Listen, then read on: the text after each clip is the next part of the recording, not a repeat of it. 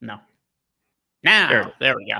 What's up, everybody? It is time for MLB Live Before Lock. We got not a massive slate today, but 6 games, some interesting spots to be talking about, and my friend Eric and I are going to walk you through all of it. So do us a favor here, like the video, subscribe to the YouTube channel. If you are a Stokastic sub, it means you get access to our Discord channel. And if you're in that Discord channel and you have questions over the course of the show, simply tag me in Discord, and I will see those questions. We'll be able to respond to them on the show. And with 6 games on the slate, we'll probably have the time and the flexibility to be able to answer any and all questions that do come our way. So go ahead and ask those questions if they're on your mind. Eric, what's up? Not much. Nice little easygoing Monday. Just getting other busy work done and getting situated for the rest of the week because it is MLB only season, which is nice for premium Discord. I feel like once the focus gets narrowed just to one sport, things tend to go really, really, really well. Adderall, Eric, shut up. Shut up, Thomas. No, I'm just kidding. I'm doing great. How are you, Greg? I'm good. Yeah, let me know your dealer over there. But yeah, Eric is on a one-track mind. He is focused. He's got intent. He's ready to talk MLB DFS. And yeah, I mean, we've got other sports going on as well at the moment, just not today. There's no MMA slate today. Although that is ongoing because that never really stops unless, something like the main event happens on Saturday. You got NASCAR on Sunday. But yeah, as far as daily sports go, we've just got baseball at the moment. And yeah, pretty excited, at least for the contest that we have today. I do like the $5 150 max that we have on DraftKings. I've been, busy covering whether it's been, like basketball or just other meetings and stuff going on that I haven't really been able to sit down and play 150 max on too many slates this year, but I'm going to be doing it tonight. So I'm looking forward to that, and it'll be fun to sweat this out. In general, any overarching thoughts on the slate or anything like that before we get into the nitty gritty? Yeah, leverage. It's going to be a wild slate purely because we get some real opportunities, good hitting environments in both Chicago and in Sacramento.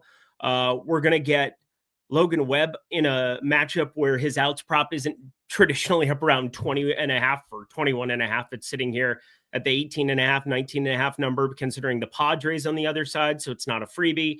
Dustin May has strikeout upside, but it is just terrible for him against the Mets today.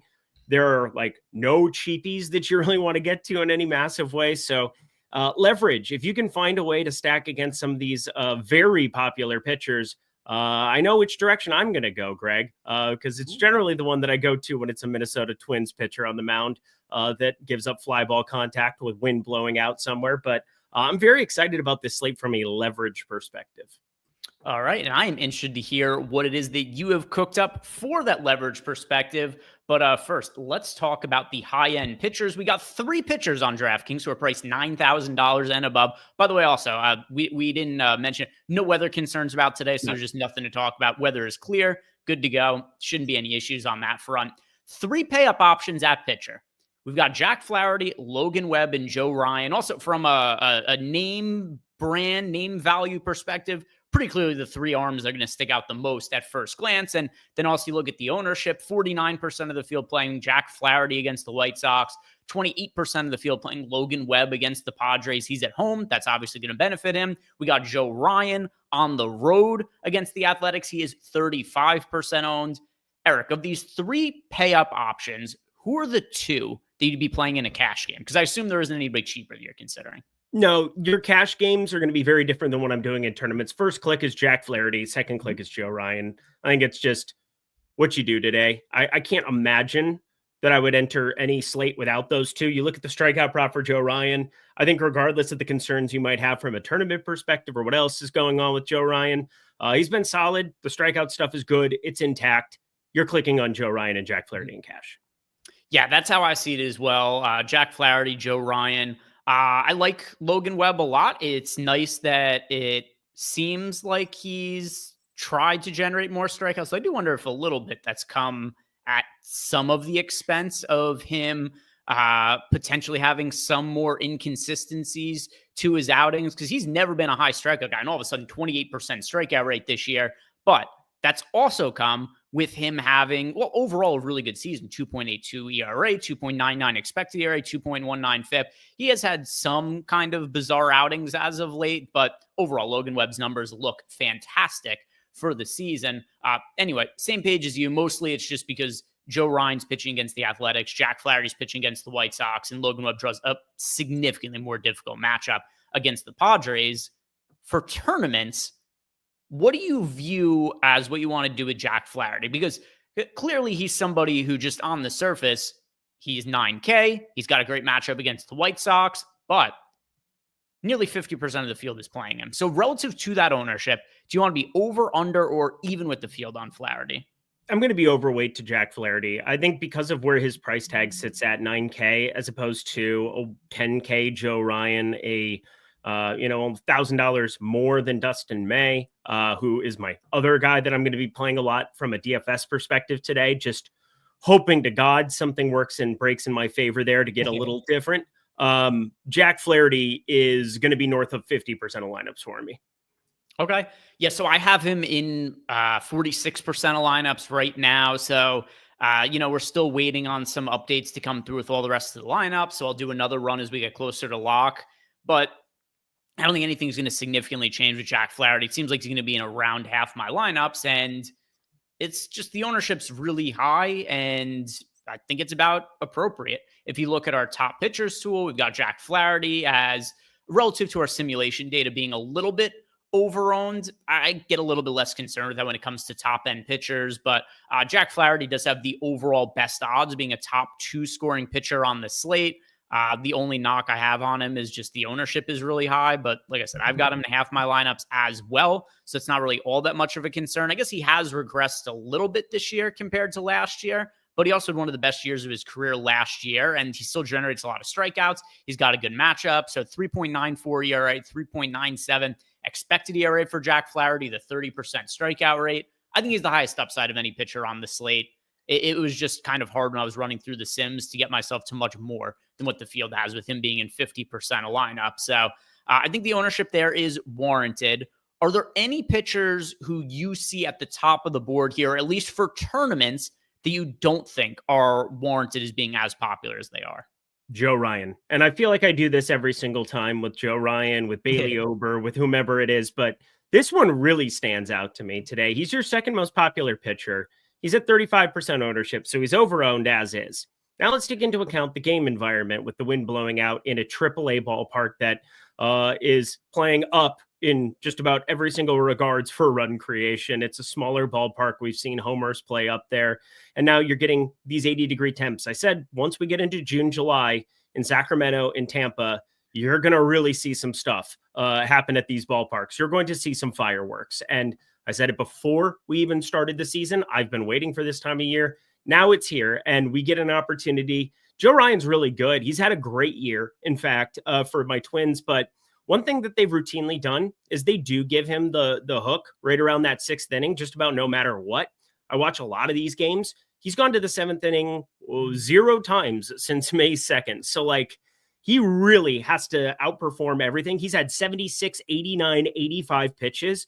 So if they're going to go to a 6th inning switcheroo, no matter what, with Joe Ryan in some of these situations, and he doesn't have the 100, 105 pitch upside because he's eclipsed 100 pitches once, and then you add in the game environment, regardless of 6 through 9, there are some unrecognizable human beings for the Athletics, just some ridiculous, CJ Alexander is a made up baseball player. I'm quite positive, but I do think that Joe Ryan stacking against him is more of what I'm inclined to do on this slate. So it's really going to come down to what happens in that game environment in that spot.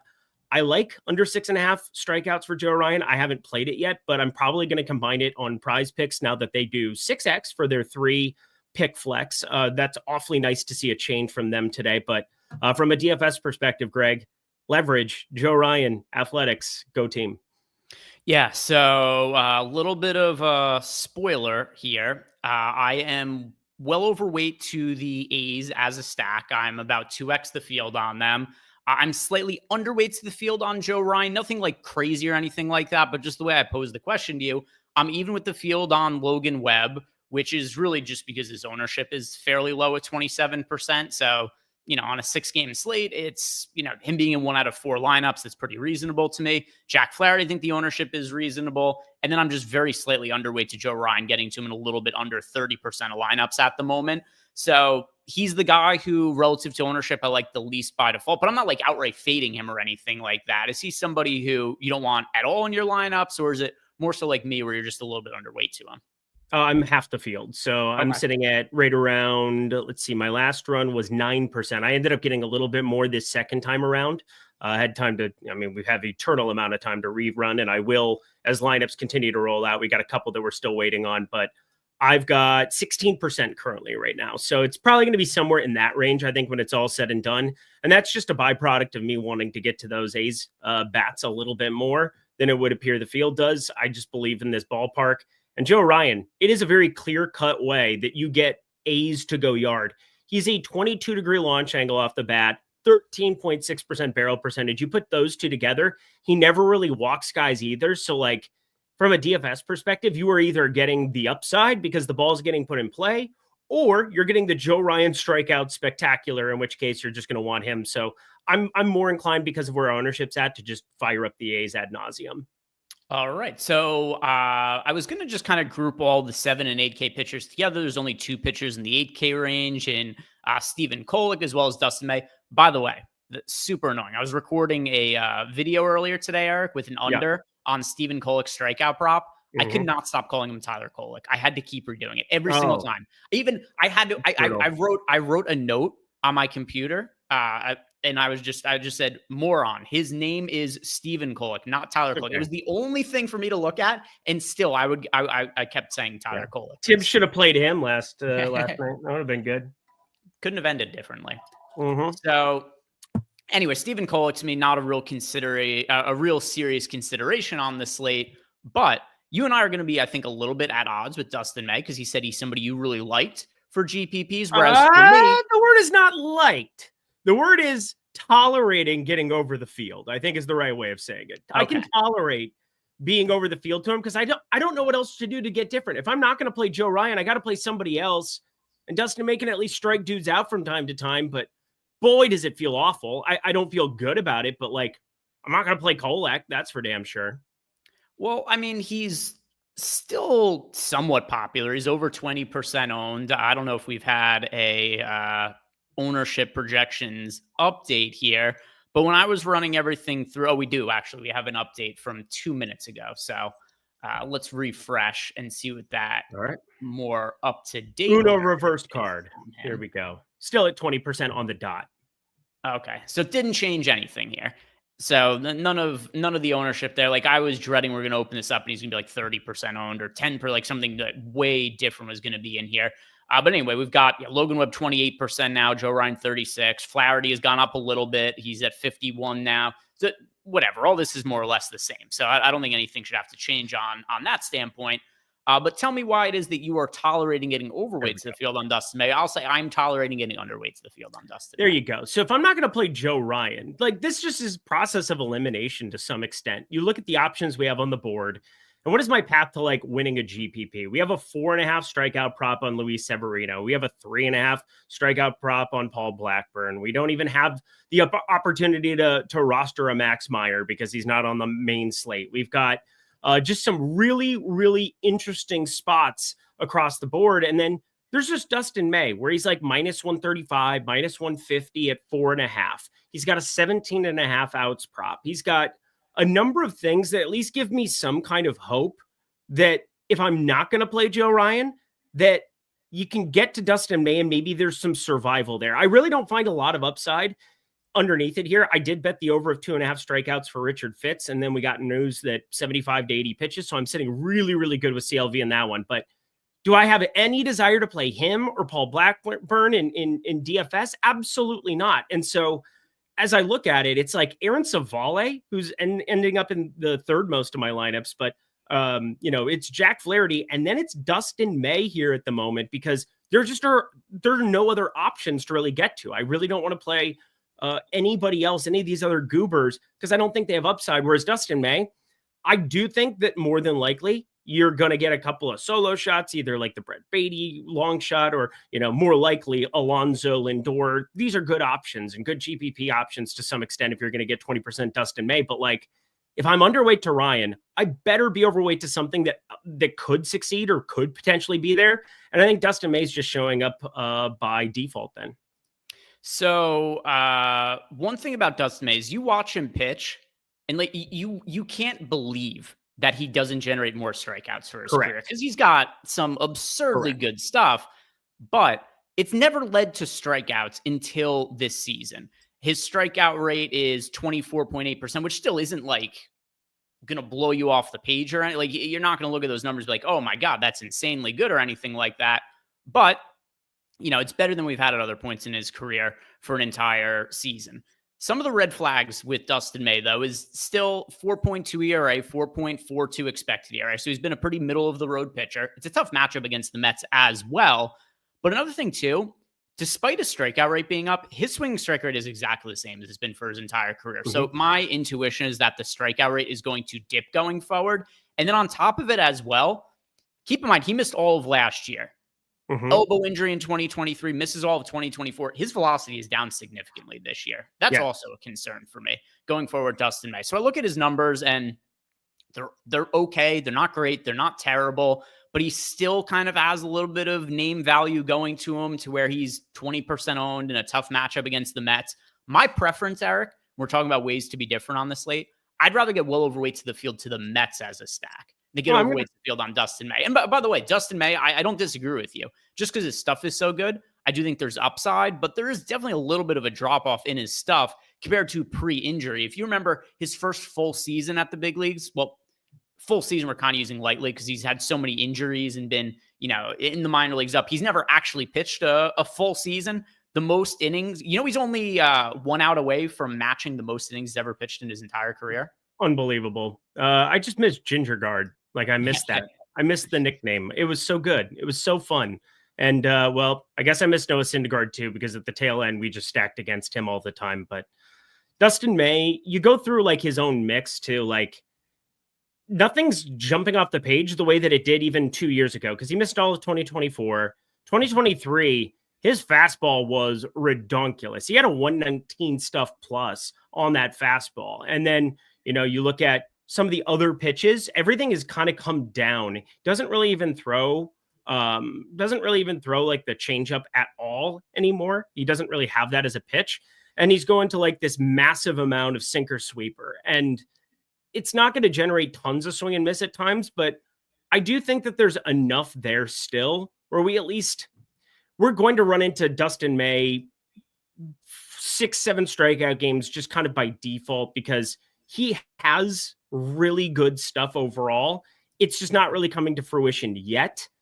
I know that it's like, when is the other shoe going to drop? But like every time you see him, you brought up the point exactly. Like, it seems as though you cannot possibly not get more swing and miss than what he does. But, you know, for me, it's just simply looking at the other options on the slate. I feel more comfortable with the 20% Dustin May than I do a 13% Aaron Savali, even though Aaron Savali, I'm going to be getting quite a bit of a here as well. So it's just like feeling out the rest of the options, looking at the rest of the board. And Logan Webb, this one's probably going to be the one that I'm hogging the field with, but I'm over on Jack Flaherty. I'm over on Dustin May, over on Aaron Savali, under on Joe Ryan. That's kind of a unique take at pitcher. Yeah, so I am running an update now just to see what comes through, given that we've got some updated lineups. And like, I don't think it'll change anything too significantly for me in terms of like loving or hating a certain player. But Dustin May was the pitcher I was most underweight to the field to my last run, because I only had 8% of him. And then in turn, I was getting well overweight to the field on the Mets. What I was doing, though, Eric, is I was taking some overweight shots on just some random punt pitchers. Aaron Savali being the one that showed up the most for me in lineups. He was in 25% of lineups. Brady Singer at $7,500 got overweight to him in my set of lineups. And there were some other guys who I had like not a lot of, but like 12% of Jonathan Cannon, whereas he is somebody who is only pulling 8% ownership, who's getting overweight to him. So some of these guys with single digit ownership, like, I agree with you. I'm not like super inclined to play Dick Fitz or Paul Blackburn or anything like that. Dick Fitz, pretty fucking good name though. But like Jonathan Cannon at $6,800, I think he's worth taking a shot on to save salary with. Same goes for somebody like Brady Singer at $7,500 or Aaron Savali at 6K. Because to me, Aaron Savali at 6K, is he good? No, but I think he's better than Richard Fitz or Paul Blackburn, and he's cheaper than them, and he's still not all that popular at 12%. So that's where I'm getting a little bit of an overweight stance, is by picking and choosing some of these punt options. The Sims are picking and choosing some of them for me and getting me overweight to the field to them. But the one that stands out the most is Aaron Savali. I know his numbers this year, not great, but he's also only made 3 starts. If you look at Savali's last couple of seasons, once again, not a great pitcher, but his numbers are actually, if you just remove the stuff, the velocity, and just kind of compare numbers, Aaron Savali in 2023 and 2024, I don't really think he's that much different than Dustin May from the last few seasons we've seen Dustin May pitch. You just got a guy in Savali who, for sure, he's pitching in a much more difficult hitting environment, but it's still an easier matchup on paper, and he's so much cheaper at 6K as well. So I like getting overweight to the field on Savali. Yeah, 23.4% K rate do the Cincinnati Reds have against right-handed pitching as well. So you probably run into a couple extra. You work through what Aaron Savali is doing this season. It's just much higher cutter usage, much higher four-seamer usage than we've seen in the past, and a lot fewer curveball usage. Now, that doesn't help out for the strikeouts by any means, but his four-seamer has a 29.4% whiff percentage on it so far this season, which I think is a bit of an outlier. We're talking 31 pitches. I expect that to come way down, considering he was at 8.9% with that pitch last year, but it's generating more movement right now than what it had in years past. So like his individual pitch mix, that's always something that I'm always looking at night before. I've sped up the process over the years of being able to do it a little bit quicker, but Aaron Savali is one of those guys we don't have a ton of sample size on for this year. Late jumped his season to 220 pitches overall, 4.91 expected ERA in Great American Small Park. Not exactly the ideal numbers you want to see, but there's enough swing and miss. There's enough here, and he's the cheapest pitcher on the entire slate. So like you combine all of that together, I think it just makes sense as like punt all the way to the bottom, get yourself to the game environment, Minnesota and Athletics that I like, get to some of the individual one-offs, whether that's Ohtani, Buxton, even Contrarian, if you want to go Jackson Merrill, Tatis, although I'm not completely in love with that today. Mike Trout, I suppose, against Fitz. Like there's so many different ways to be spending up and using that money. So like a 6K Savali does come in handy. And I don't think we have like any major concerns with his workload. 79 pitches last time out. You give him 85, 90 pitches. I like that a lot more than a majority of what's in the 7 and 8K range. Anything else that you're looking at for pitching on DraftKings?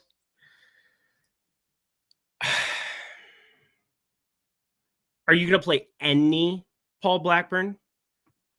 So I'm rerunning Sims right now, but my last run I had, the short answer is no. I had 1 out of 150 lineups with him. He was good at AAA. Like really good in rehab starts. He's been lengthened out for the most part. He's 6,400.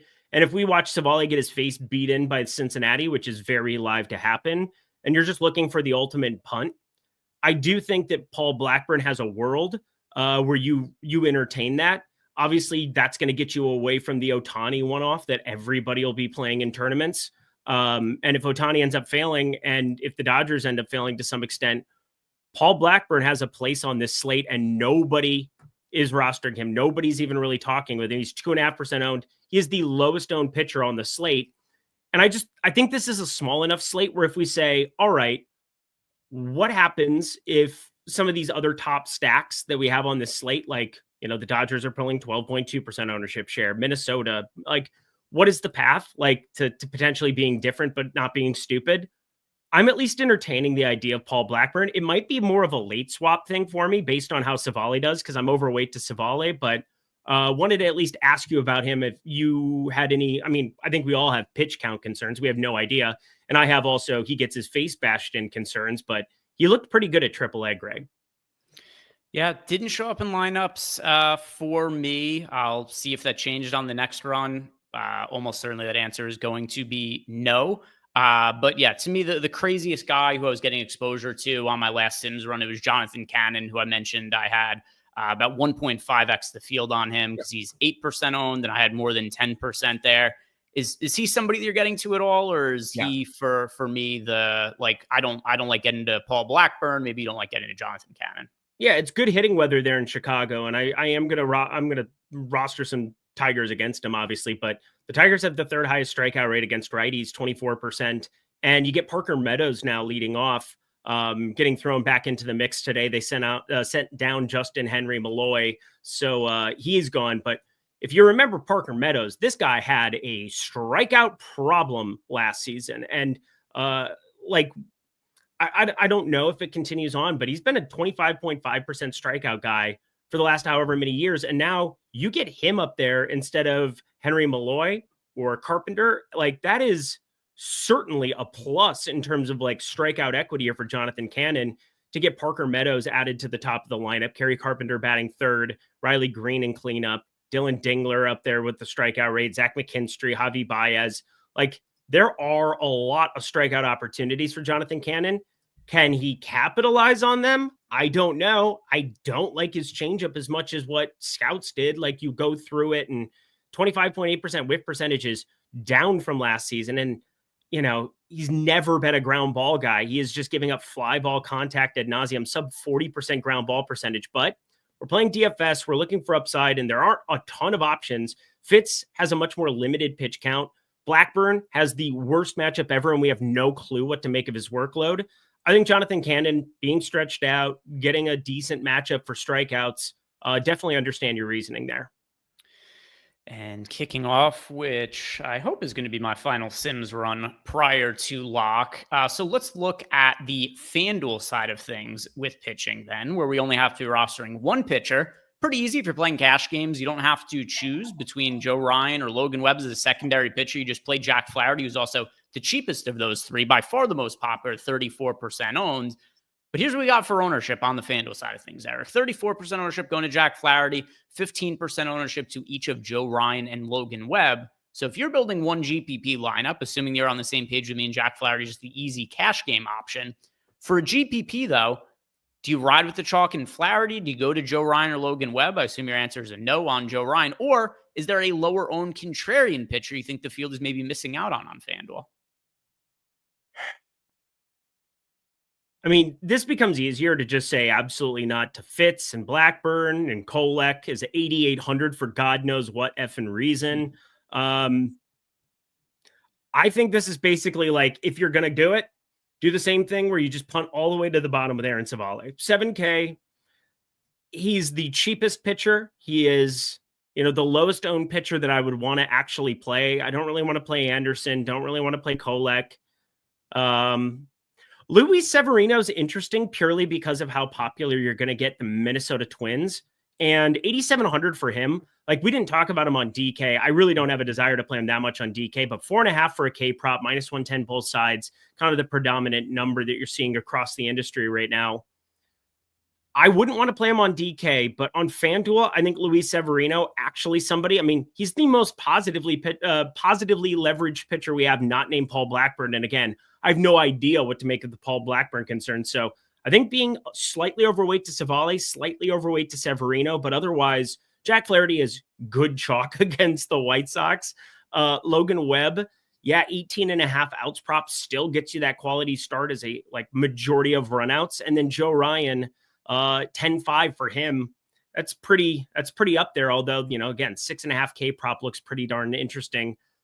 I think kind of broke it down. I think the two weirdos would be Severino and Savale for me on FanDuel, but not playing there today. Yeah, so for me on FanDuel, I generally do just like playing the chalk and Jack Flaherty. But if I was going to be a little bit different, Eric, give me Jonathan Cannon, just because on the chance that you get a win from the White Sox, that means that you are not going to be getting a win for Jack Flaherty, could be getting a win for Jonathan Cannon. And that is so much leverage gained on the field for a pitcher who I already like as a contrarian option anyway. So just updated my DraftKings lineups, and not all that much changed. I've got, you know, the same 12% of Jonathan Cannon that I had over on DraftKings and my previous run there.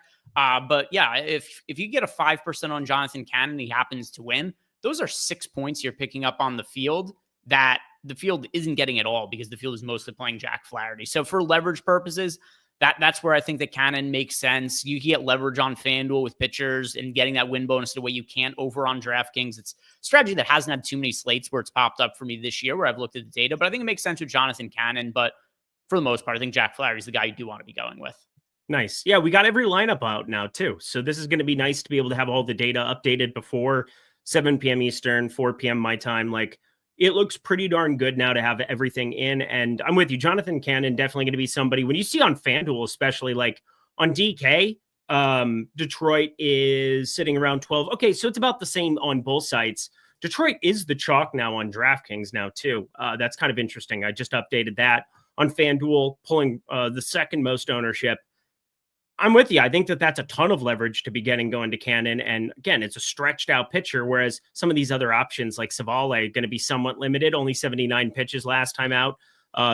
Fine on DK where he's 6K. Jonathan Cannon, though, and this is a guy who went, has been going 90s, who got up to 102 back in April. Like, we have so many ways where Jonathan Cannon gets you that leverage and has it kind of stand out for you. And third highest strikeout rate against righties, Detroit, with a better strikeout leadoff hitter than what you've had there from Kerry Carpenter in a while with Parker Meadows. So I'm kind of seeing the path there. Yeah, and some of the stuff did actually change my stack exposures when I updated everything. I think part of that too is just because there were some players who were out of lineups that were projected to be in, and vice versa. And I think that just changed the outlook of some of these teams. So are you ready to go talk about stacks, or any final thoughts on pitchers? Any final thoughts on pitchers? Jack Flaherty, I'm going to be pretty comfortable to be overweight to him. 3.3, 3.4 implied run total, depending on what book you're looking at for today. Despite good hitting weather, definitely kind of inclined to be going with Jack Flaherty there with his strikeout rate. I wish there was something more I could say about like Brady Singer. He's been awful. And Milwaukee, kids would call him hot right now. Milwaukee sweeping Philly over the weekend. I don't care about hot streaks. Not a thing for me, but I do think that Brady Singer with this current pitch mix, we didn't talk about him. Not really that appealing of an option for me, despite the fact that, 7.1% ownership on FanDuel right now, 8,300. I suppose that's somewhat in play. DK 7,500. He's getting to double digits there. I'm going to be like just underneath the field on it, but boy, oh boy, is he not somebody that I care that much about on this slate. Yeah, and for reference, just because everything is now updated, like Eric said, all of the lineups are in, and all of our projections are updated for that. So let's just go ahead and take one final look at the ownership on both DraftKings and FanDuel for the pitchers, see if anything really significantly has changed, which Jack Flaherty's gone from 50% on to 47%. All right, not going to really drastically change anything that we are looking at. With that said, it is kind of funny, the slight dip in ownership for Jack Flaherty. It did actually get me a little bit more exposure to him, whereas but once again, like really minimal, but I picked up 5% exposure to him as a result of that. I also, on my final run, like you, I'm underweight to the field on Joe Ryan, although not quite as underweight, but I've got 28% of him. So of the top three options, he's the one that I am the lightest on relative to ownership. And then the pitchers who it looks like I'm going to be a little bit overweight to the field to are Brady Singer, Aaron Savali. Did get a little bit of Luis Severino, which I think is just for leverage purposes, considering the ownership of Minnesota. It's also not all that much. Then also mentioned a little bit overweight to the field on Jonathan Cannon. Pitcher I'm most underweight to the field to, it is Dustin May. Did you hold strong with being overweight to him? Oh, yeah. Congratulations, me. Probably should just, hit the old withdraw entries thing, but everything's filled at the moment. So congratulations to me on just getting waxed. I don't even like Dustin May that much. That's the problem, is that like sometimes on these short slates, it's like, oh, who do you like? The word isn't like. I'm tolerating it. Like, I'm tolerating a lot of these guys. Jack Flaherty is the one guy I like. I actively dislike the ownership on Joe Ryan. I think I'm going to be right in line with Logan Webb on this final run as I'm finishing everything up. And then Aaron Savale, these other guys, it's just like price plays and trying to mix and match lineups and, getting different types of exposure. But the word is definitely not like on just about anything today that isn't Jack Flaherty. I'll tell you what you should like, this YouTube video, and also subscribe to the channel if you haven't already. Yeah. And one other thing to consider, Portfolio EV. We got a free trial going on because we always run a free trial because we just want to get these tools in your hands. We believe in the product. We want you to use it. We think if you use it, you're going to stick around. You're going to make money. You're going to enjoy it. So try it out. Link is down below in the YouTube description box. First 7 days, they are on us. And you could use that time to determine if the tools are for you. And then you stick around. If not, you cancel. and no big deal. But we think you are going to like him and you're going to stick around and try it out because there's no reason to not take advantage of free. That's a pretty good price. There's nothing wrong with free, Eric. That is one of the better price points that could exist on anything out there. So try out our portfolio EV tools for the first 7 days for free. So I've also got up here the updated FanDuel ownership. It's literally almost the only thing that's different is Joe Ryan is 16% instead of 15%. Like nothing else is really meaningfully looking different. Liar. You lied to the people. You liar. I that's why I came back to the page to make amends. Let people know that Joe Ryan is now 16% owned instead of 15%. Flaherty still 34%, Logan Webb 15%, and everybody else pretty much unowned as far as pitchers go on the FanDuel side of things. So Eric, let's go ahead and look at stacks. And this isn't really my favorite slate for single entry. I think it's better suited for large field GPPs just because I don't really think there's that many strong leverage spots. I know you made a case for stacking against Joe Ryan, which I'm doing a little bit as well, but it's still like not my preferred way to go about playing a single entry today, although I do think it is a viable strategy. But if you were playing a single entry line of building one stack, would it be the A's you'd be going with, Eric, or something else? Yeah, it would be the A's. I think it's very, very, very, very, very clearly the A's to me. We are talking fly ball contact. We are talking barrels. We are talking Joe Ryan being able to do good things, the AL Central, considering wind has been in at Target Field traditionally to start off seasons. And then you get Detroit, you get Kauffman Stadium in Kansas City, you get the White Sox in general. Like, it's such a soft place to land between ballparks and everything else. It doesn't make Kansas City and Detroit bad. They are actively good baseball teams. Cleveland, actively good baseball team. But I would say because of the pitching a little bit more so than the old hitting and what you're worried about there for Joe Ryan. You put him in this game environment, you put him in this ballpark. I find it very hard to believe that we're not going to get 2-3 solo shots minimum. I know that that's maybe an aggressive take. The chalk would definitely be somewhere hovering around 1, maybe juice towards the under, but I am inclined to believe that this ballpark is not your standard ballpark, especially as we get into the summer months. And I will be early and often to anything that is low owned that has to do with a popular pitcher in this ballpark period. And that's what we have with Joe Ryan. And I'm a Minnesota Twins fan. I know that I tend to bash on all of our starting pitchers every single show, and we talk about it for 20 minutes every show, but it's just the way that I feel about them on the road when they start traveling in spots like this. 5% ownership share, absolutely nobody wanting to play Butler and Rooker and Soderstrom. I mean, I'm playing all of these dudes at the top of the lineup over and over and over again. And in single entry, I'm playing them as well. So for me, if I am just picking one team to stack for a single entry, it would be the New York Mets, Eric. This is the team that I'm most overweight to the field on. And, if Dustin May shows up with his best stuff, absolutely, at any point in time, like you said, I'm not going to die. There is some upside there because he's got ridiculous movement on a lot of his pitches, and he is stuff that looks like should be better results than it actually is. But there's also the reality of that he is 20% owned, and his results are just simply not great this year. If you just look at the results, talked about it a little bit when we were breaking down the pitchers at the top and why it is that I have single-digit ownership in my lineups to Dustin May. 4.2 ERA, 4.42 expected ERA. Here's what I like about stacking against him. 15.6% home run to fly ball rate this year, which also 13.4% for his career. So he is a pitcher. When the ball is hitting the air against him, it does tend to lead to home runs. He has given up at least 1 home run in 5 consecutive starts. That also is something that makes you feel pretty good about him allowing at least 1 homer for today. So I look at Dustin May as a pitcher who, while he is supremely talented, has just never been able to put it together. And you also have to think that, he's 27 years old. He's dealt with injuries. At a certain point, maybe he just doesn't put it together. But I like taking a shot on a lowish owned Mets offense against who is the 4th most popular pitcher on the entire slate. I agree with you. I'm also overweight to the Athletics. So those are the 2 teams for lower ownership that I find myself overweight to the field to. Both of them, I do think, present leverage. Joe Ryan, 37% owned, Dustin May, 20% owned. But if I'm building just one lineup today, Eric, it would be the Mets, who I have just under 20% of in large field tournaments. Don't mind that whatsoever. Again, I'm not going to sit here and tell you that Dustin May is good. I'm not going to do that. He is somebody who I expect will be better going forward. But, Yeah, the Mets, I'm not really getting to a ton of them. I'm definitely more in the Dustin May side of things. I think they're going to end up being more popular than what we've currently got listed.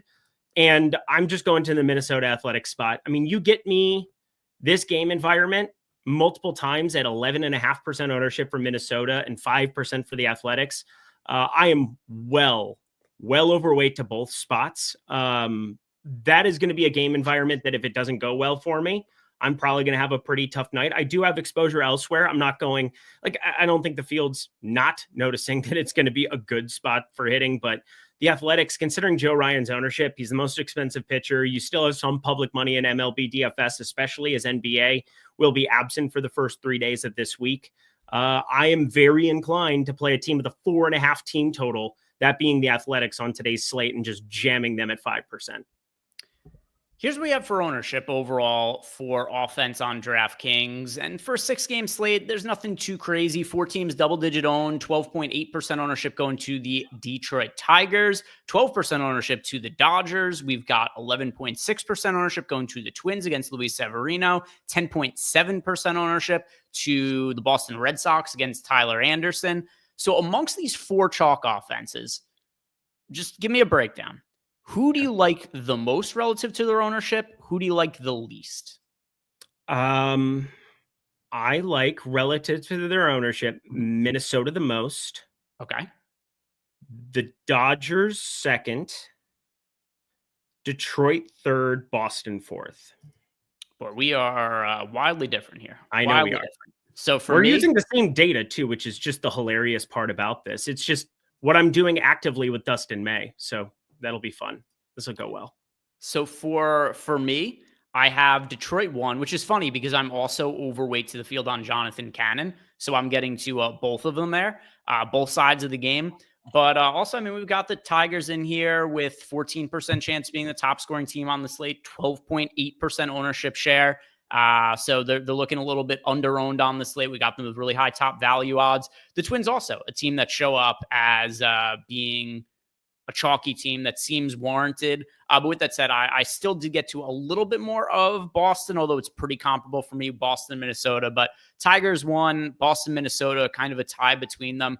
And the Dodgers coming in last for me against Paul Blackburn. Never really feel great about that, but they are so much more expensive than all the other stacks on the slate. And even if there are some contrarian pitchers that I'm taking some shots on, I always find this with the Los Angeles Dodgers. I like playing them a lot as what I end up getting to in the data.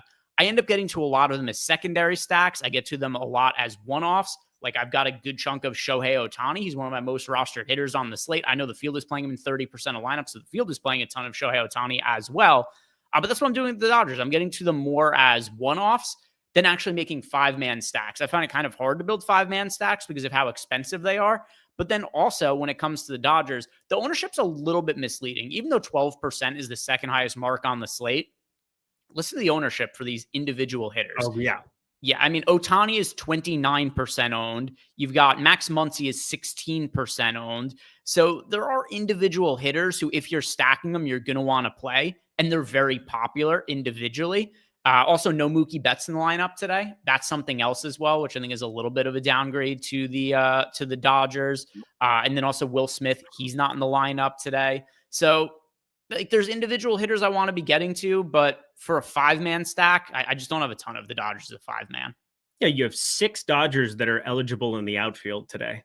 It's just a log jam there. And then you have Max Muncy that everybody wants to play coming off of double dongs and facing a righty, and Dolan rushing there, catcher option that 3,300, got his first major league homer on the board. That was good to see. Obviously gives the Dodgers the platoon that they were kind of looking for. And, rushing just went nuts at Oklahoma City. So they had to basically get rid of Austin Barnes. It kind of forced his hand at that point. But I look at everything today as far as like Paul Blackburn, like the more we talk about this and the more that I kind of revisit it, if we just have no idea where Paul Blackburn's going to go, and I'm going to pay very close attention to what happens to Savali. If Savali does not perform well, I don't think there's anything else sub 7K. Like I'm not going to play Fitz.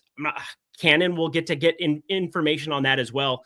I think late swap is going to be extremely viable on this slate. And like, as you bring up those individual hitters, that's what I said. Paul Blackburn gives you like the leverage off of Ohtani one-off lineups, gives you leverage off of some of those. And like, I do think there's a world where like, maybe I'm going to remove Savale I'm trying to figure out exactly what I want to do in single entry. Like there's a world where I just get the information from the early games and I then maybe roll out Paul Blackburn and find ways of just like getting all the main bats from the Athletics, get all of the main spend ups that I can for leverage elsewhere in the evening window. We have only these 2 games though, kind of to parse from. It's just such an interesting game theory type slate for stuff like that. So that's something I'm going to be considering here as the night goes on. Any offenses of the top end that you are like, I'm not like insanely underweight to the field on the Dodgers, but I've got, I think it was 7% of them overall compared to the 12% ownership. Any teams that you're like drastically underweight to here at the top? So not at the top, kind of going through this. I'm a tiny bit under on Detroit. I'm way over on Minnesota.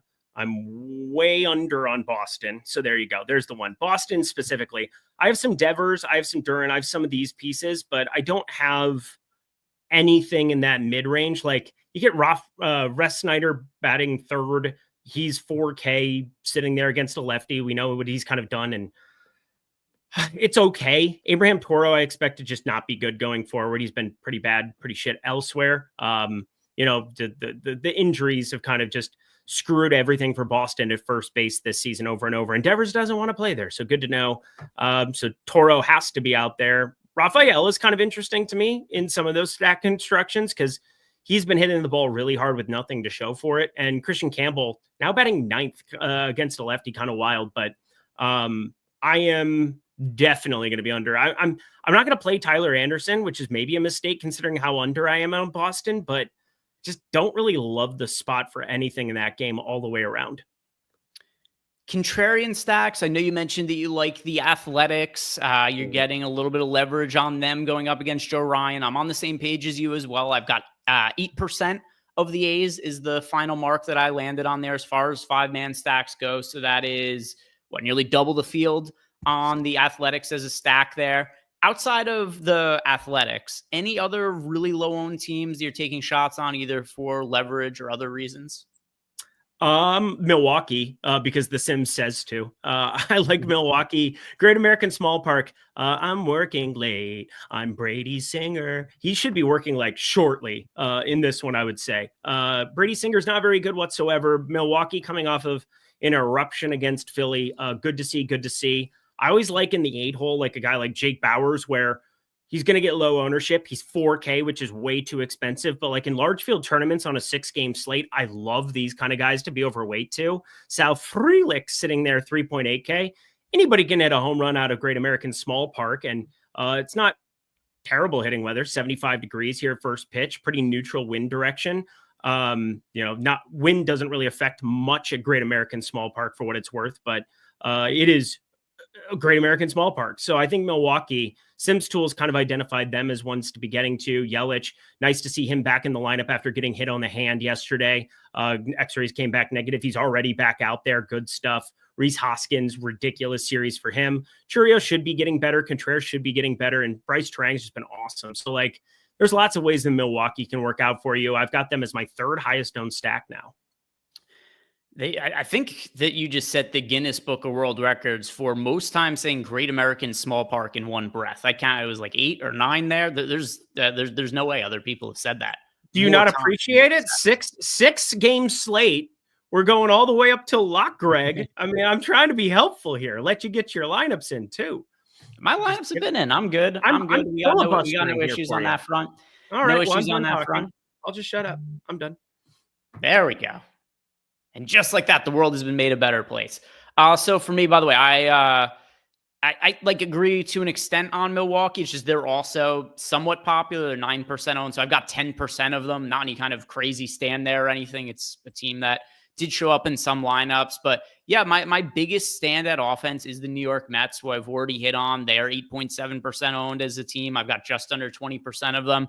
So the Mets for me. What's one thing that we haven't really done much this year, Eric?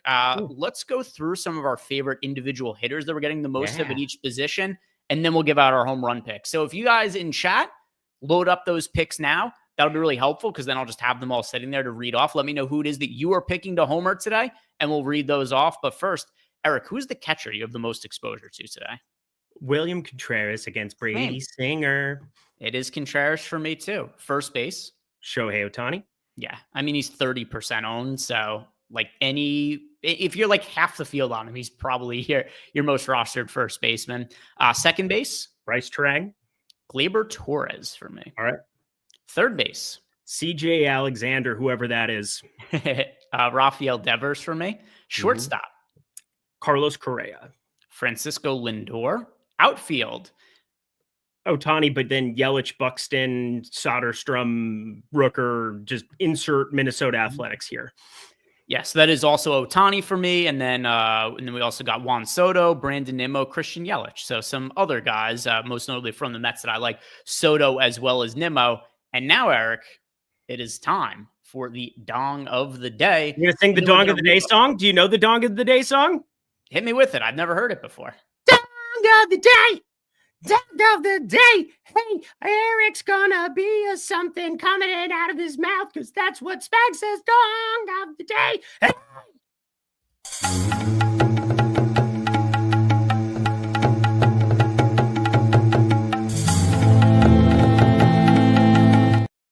No, I didn't know that song. I just needed a palate cleanser. That's all I needed, a palate cleanser after that. That was all that I needed after that. All right. It's not my song for what it's worth. I'm making fun of myself as Puppet Lindquist as Spags. That is meta. That is extremely meta. We're breaking a lot of walls. And now, more importantly, because we've actually only got 3 minutes left to go here. Who are you picking to go yard today, Eric? Who is the home run pick? Well, you know what? Because I'm a friend of yours, I'm going to actually go to a New York Met that I didn't understand his odds. And also, I think he's a really good DFS play. So I will give some love going against Dustin May. We're going to go to Brett Beatty. This guy's been awesome since he got back from AAA. 492 expected slugging now, 46.4% hard hit. He's got to work on the launch, but this is such a good ballpark for lefty power. And the strikeouts are going to come down 28%, kind of where he's been at for the season. That was kind of the reason that they sent him out, figure it all out. But he's up to a 457x Wobacon. Like, we're talking ridiculous stuff for a 6-hole hitter here. 12 barrels now on the season, 14.3% barrel percentage. That's double his best mark of his entire career. Brett Beatty, you got to look at through a different lens. There's maybe a tiny bit of pitch hit concern, considering you don't have Mark Vientos in that lineup, but I like rolling him out at 3.3K. Brett Beatty, homer, go. Same team, different player, Juan Soto, who I also picked homer the other day, and he ended up going yard. Juan Soto in general, I think there's been a little bit of too strong, like people came into the year ready to not like Juan Soto, and then he got off to a slow start relative to Juan Soto standards, and there's just this, maybe I'm biased towards it because I live in the New York area where people are like super anti Juan Soto, especially Yankee fans or people I know who are Yankee fans. But Juan Soto being 10% owned and being in what is a pretty decent matchup against a homer-prone pitcher in Dustin May, I like Juan Soto a good amount. He is the individual hitter that I'm most overweight to today. Let's see what we got from chat. Who are you guys picking homer today? Oh, nice. Lots of guys who I bet on to homer. Nicholas Barrett's got Byron Buxton. I bet him to homer. Flim Flam Man has got Parker Meadows. I didn't bet him. Jeffrey Oren has got Helio Ramos. CPA Joe K is Jorge Soler. I bet him to homer today. Jake DeWitt is Max Muncy. Father Time is Jorge Soler. Once again, still bet him to homer today. Michael Henry is Tyler Soderstrom. We've got Casey Leatherwood going with Willie Castro and Gavin Lux. Sotex has got Kerry Carpenter. Rooster Slinky has got Terang. Malukar dusting off the old faithful. Teoscar Hernandez. Chuck has got Trevor Story. Danny P has also got Brett Beatty today. Jake Fraley is the pick from Aaron Hines. Stephen Leibowitz going with Mike Trout. John B is going with Colt Keith. Father Time also has got Andy Pajes for today. We have Patrick Maduke going Muncy for 2. Can you imagine that back-to-back days with 2 homers? Byron Buxton from Fact 74. We've got Spencer Steer from Danny P. William Stevens has got 2 homers. He's calling from Brandon Nimmo. I would dig that. Carpenter from Folk Matt. Read that one already. Oh, I like this. Joski saying Shea Bangaliers. Is that a nickname I'm not aware of? Is that what people say? Yeah, I've called them Bangaliers a lot. I've called them Okay, that for a I didn't couple realize years. that. Yeah. I've just heard it as Langoliers and didn't even put two and two together. I like that. That's a good nickname. Thank you. Max Muncy from Jake Swales. Ellie De La Cruz from Poor Zingus. Devers from Io Kimbrough. We've got Jeff H going Mike Trout. Trevor Story from Ant888. CJ Alexander from Devin Klein. That would be good for my lineups and yours as well, Eric. Parker Meadows from Bill H. Let's see. We've got Taylor Ward from Andre B. Colt Keith as well from Alonzo Laban. We've got Pete Alonso for 2 homers from Ryan Stubbs. Boy, it looks like half the Mets lineup we're projecting to homer here today. Neto from Rance. Miguel Vargas from Jelly Bean. Then we've got Helio Ramos again from Eric Gallegos. And then Thomas Ryan going with, he's got Lemke in there. And that's going to do it for us today, guys. Thank you very much for watching. If you haven't done it, like the video, subscribe to the YouTube channel. Check out Portfolio EV if you haven't already. First 7 days, they are free on us. And then also, if you want to sign up for any of the packages we have here at Stokastic, link down below in the YouTube description box. Get access to Sims for pretty much all the sports that we have out there. Einstein did ask us our thoughts on Milwaukee stacks, but we'd kind of already discussed it. So that's going to do it for us, guys. Enjoy the night, and we'll see you back here tomorrow. Peace.